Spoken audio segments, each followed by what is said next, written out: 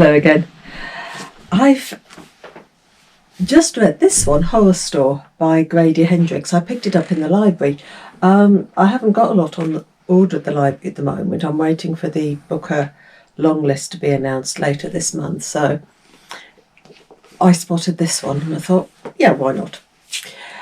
And for design, it's got to be a 5-star because the whole way the book is laid out is, well, I thought it was really, really good. I think it's almost a satire about IKEA and stores like that. It is like an IKEA catalogue, but the company itself is called Orsk. And inside it is set out like a catalogue. I'm not sure whether you're getting that. You've got let Orsk help you be yourself the Orsk way. So you've got, let me flick onto them. You've got order forms. You've got products. So everything that they sell.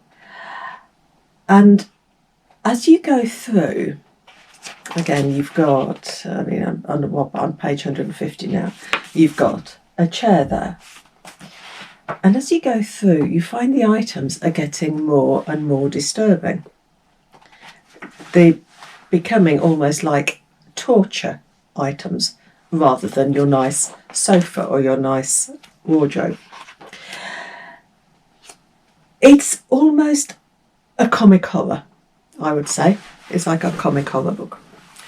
And I think it's almost a satire as well on the retail industry. Now, I've sort of had several jobs in my career and I finished up working in retail for 2 or 3 years.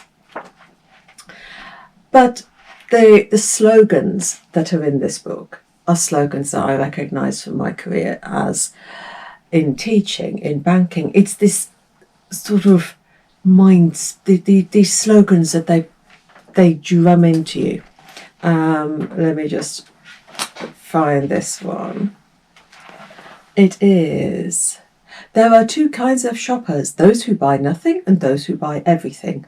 Up here in the showroom, it's less about acquisition and more about aspiration.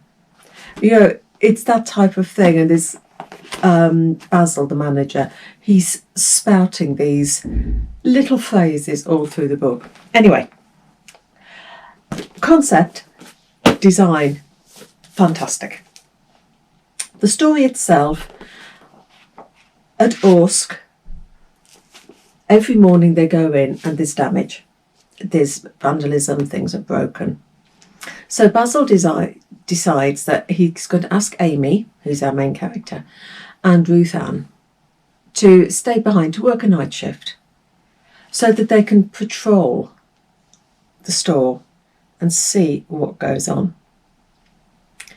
And so you're in this store at night.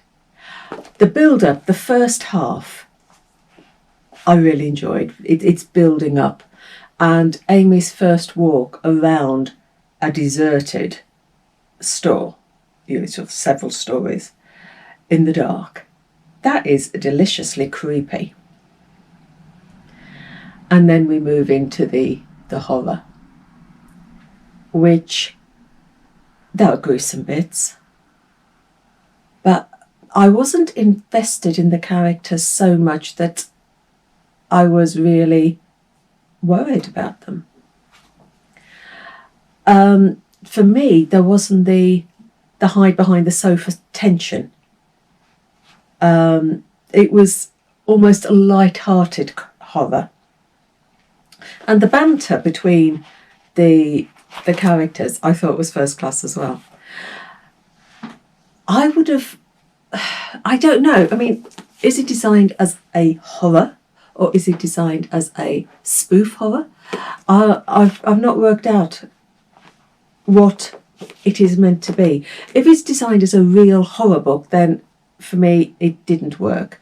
If it's designed as a sort of spoof horror, a comic horror, then yes.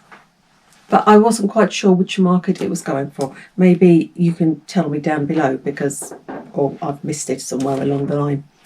But for concept, the design, for the idea of having a catalogue where the items get more and more dark and torturous, I thought was absolutely super. So, Horrorstor by Grady Hendrix. If you fancy a bit of fun horror, pick it up, but there are a couple of gruesome bits in there as well, you know. So, happy reading, take care, bye.